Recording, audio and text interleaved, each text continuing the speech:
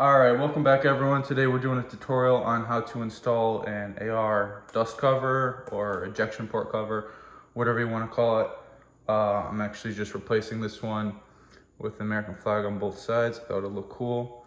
Got these at polyblankgrips.com. We have many different designs, virtually anything. You can put your own logo, text, anything you want. Put that link in the description.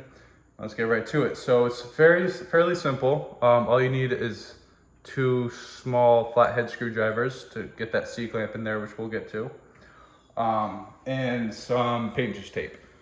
This is just to protect the gun from any scratches or anything from when you get this guide rod out. So let's make sure that everything's clear. Yes, thank you YouTube, we are clear. And let's just get some tape here. And we're gonna put that right there. You don't have to do this. I highly recommend it though. Why scratch your gun? Of course, it's not gonna stick well because my gun's a little dirty right now, but that's gonna have to do. All right, guys, let me zoom in here so you can see what we're working with. So this little C-clamp right here, we're gonna have to take out first. And you kind of wanna just spin it until it's facing outwards towards you. And that way you can put pressure on one of the 2 sides, if not both, to try to pop it out. And it should, just like that. All right. So as you can see, we got it here. Don't lose that. Every cover that you get comes with an extra rod and C-clip, so it doesn't matter. But in this case, we're gonna reuse ours. Put that aside. And then you might need some pliers to, depending on how gunked up your gun is, to pull this out. Mine looks like it's just coming right out. So we're gonna be careful here. This spring is under tension.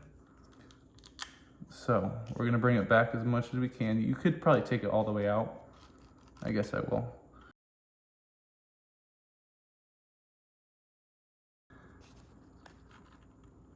I'm gonna bring it back very carefully. That's why we have the tape here.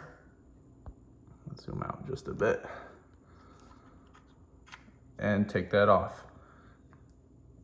Now we can put the new one in. This is the little kind of tricky part. We have to twist this 360 degrees one time so that puts tension when we put this back on. So I'll show you that in just a second. We're gonna go there, bring this until you can start seeing it, and that's when we're gonna put this on.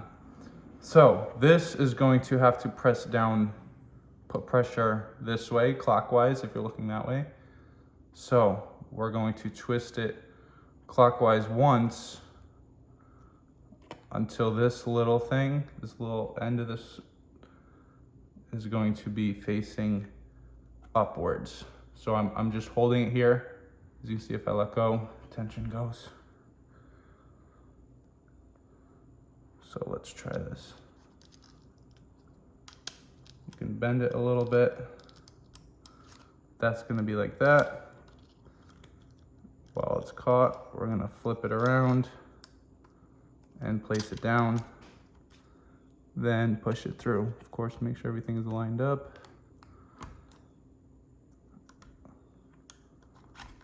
There we go.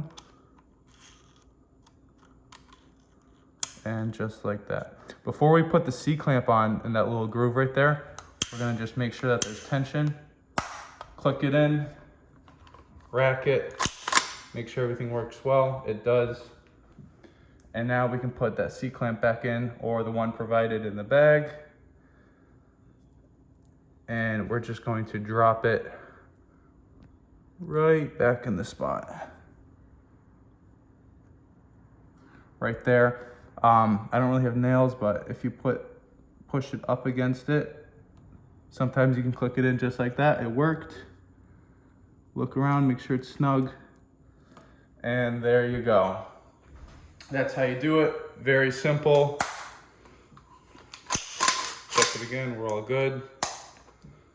And yeah, so check us out, polyblankgrips.com. We have tons of designs. We do Glock laser engraving, 43, 43X, 48, and then all of their models, full size models. Got those here, different designs here. If you're wondering where are the vertical foregrip, these are all our own designs that we have. You can do different dedication stripes, paracord. And yeah, thanks for watching, guys. Hope you enjoyed this video.